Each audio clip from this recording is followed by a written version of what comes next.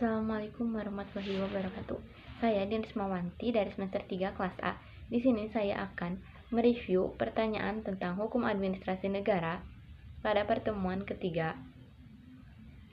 Yang pertama, berikan definisi hukum administrasi negara menurut Van Aveldron dan Djoko Sutomo. Jawabannya yaitu pengertian hukum administrasi menurut Van Aveldron. Hukum administrasi negara adalah keseluruhan aturan yang harus diperhatikan oleh para penguasa yang diserahi tugas pemerintahan dalam menjalankan tugasnya. Terus ada menurut Djoko Sutomo, yaitu hukum administrasi negara adalah hukum yang mengatur tentang hubungan-hubungan hukum antara jabatan-jabatan dalam negara dengan warga negara. Pertanyaan kedua yaitu sebutkan sumber-sumber hukum formal administrasi negara. Jawabannya yaitu sumber-sumber hukum formal hukum administrasi negara adalah yang pertama undang-undang, yang kedua praktek administrasi negara atau konvensi administrasi negara sebagai kebiasaan dalam praktek. Yang ketiga ada jurisprudensi, yang keempat ada doktrin, yaitu pendapat para pakar hukum terkemuka. Yang ketiga, soalnya mengapa hukum administrasi negara belum dikodifikasikan? Jelaskan faktor-faktor yang menyebabkannya. Jawabannya yaitu faktor-faktor yang mempengaruhi hukum administrasi negara sulit dikodifikasikan, yaitu perubahan dalam bidang hukum administrasi negara terjadi dengan cepat, pembentukan dan pembuatannya tidak dalam satu tangan. Yang keempat yaitu jelaskan perbedaan hukum administrasi negara dengan hukum tata negara. Jawabannya yaitu Van Aveldron.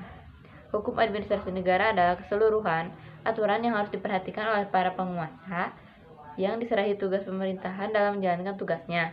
Sedangkan menurut Van Vollenhoven, hukum tata negara adalah suatu gabungan kekuatan-kekuatan yang mengikat badan-badan yang tertinggi maupun yang rendah apabila badan-badan itu menggunakan wewenangnya yang diberikan kepadanya oleh hukum tata negara.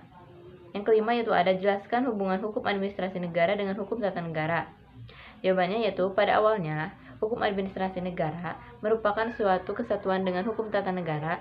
Keadaan berubah sejak abad 19 di mana berdiri sendiri terpisah dari hukum tata negara. Yang keenam yaitu apakah yang dimaksud dengan ketetapan atau basicing? Jawabannya yaitu ketetapan adalah suatu penetapan tertulis yang dikeluarkan oleh badan atau pejabat tata usaha negara yang berdasarkan perbuatan perundang-undangan yang berlaku, yang bersifat konkret, individual, dan final, yang menimbulkan akibat hukum perdata. Yang ketujuh yaitu sebutkan unsur-unsur ketetapan. Jawabannya, unsur-unsur ketetapan: 1. Penetapan tertulis. 2. Dikeluarkan oleh badan atau pejabat tata usaha negara.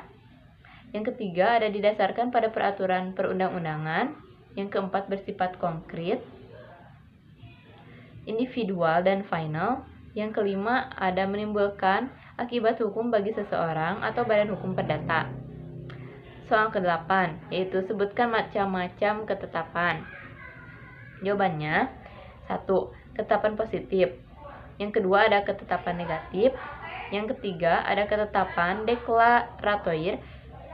Dan yang keempat yaitu ketetapan konstitutif. Selanjutnya ada soal ke-9 yaitu jelaskan pengertian peradilan administrasi negara dan jelaskan tujuan diadakannya peradilan administrasi negara. Jawabannya yaitu peradilan administrasi negara adalah badan yang mengatur cara-cara penyelesaian persengketaan internal administrasi negara dan persengketaan eksternal administrasi negara. Tujuan diadakannya peradilan administrasi negara dan peradilan tata usaha negara adalah pertama, untuk melindungi pihak-pihak yang dirugikan akibat adanya kesalahan aparat administrasi negara maupun kesalahan atau pelanggaran hukum yang dilakukan oleh warga masyarakat. Yang kedua yaitu akibat adanya putusan administrasi negara yang merugikan pihak yang dikenai putusan tersebut. Sekian review pertanyaan hukum administrasi negara. Mohon maaf bila ada kesalahan. Wassalamualaikum warahmatullahi wabarakatuh.